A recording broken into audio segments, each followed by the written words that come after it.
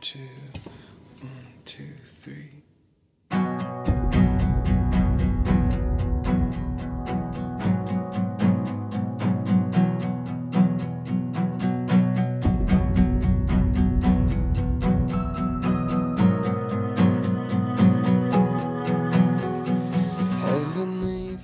The love of God means that I'm free to live. He has given me new life, and He's saved me, and He's teaching me how to walk in new life every day.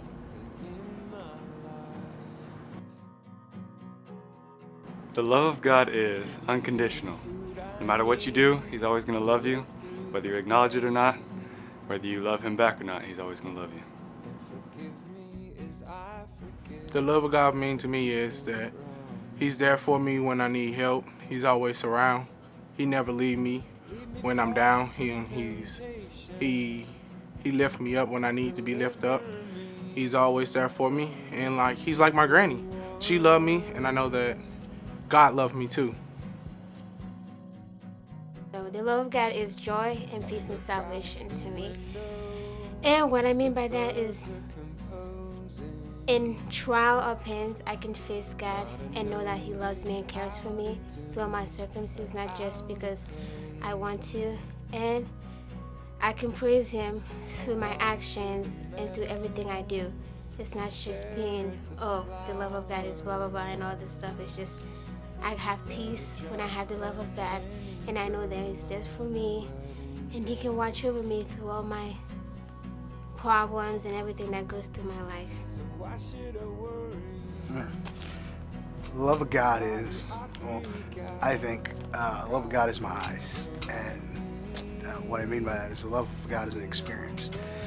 I believe that, you experience a lot of things through your eyes. I know blind people can't do that, but I know we do, and I have it. Just to me, the love of God is what you experience through your sight. It says that the love of God, you can see God in everything. You can literally see His love and His glory in every single thing that you have.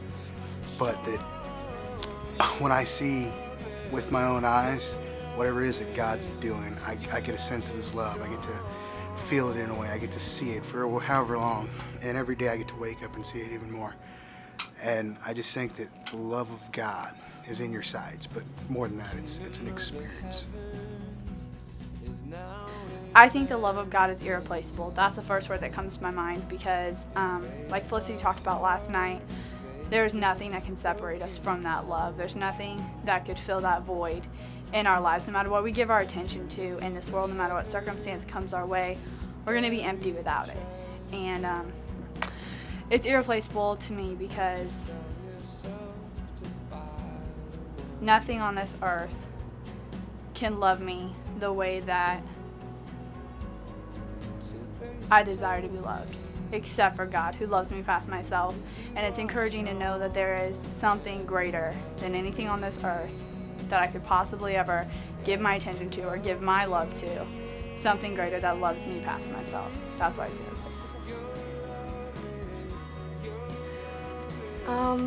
The love of God means to me like feeling wanted, and just knowing that He's there for me and He loves me. He just that's the love of God. I know that He wants me no matter what I do or what I've done. He still always wants me, and that just blows my mind. And I don't know, that's just what His love is to me.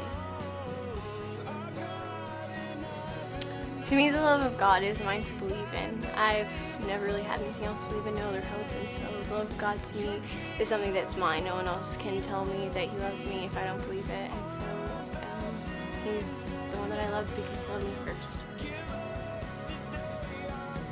God's love for me is that thing that gets me up in the morning. It's that thing that is the very definition and reality of life. It's what gets me through the day. It's what keeps me going even in my hardest times, knowing that God's love is there and that God's love is true. And knowing that at times God's love doesn't even seem to make sense. And whereas I'm so used to human love, where we have to have strings attached and we have to have all these extra things to it, Whereas God's love doesn't even depend upon me or myself. It flows from himself, and it flows from who he is, not according to what I am.